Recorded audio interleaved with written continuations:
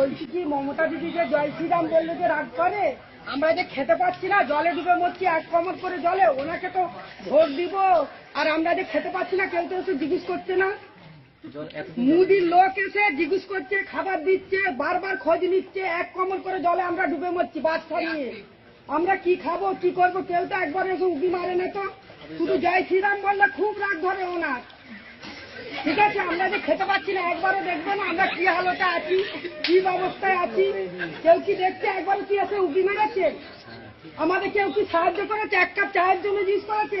আজকে মুদির লোক ছিল বলে তো খেতে পাচ্ছি, যাও চিড়ে বিস্কুট, কেউ তো এসে জিজ্ঞেস করছে? কেউ তো জিজ্ঞাসা করে না। দিদিকে আমার ভোট দিয়ে কি লাভ হবে?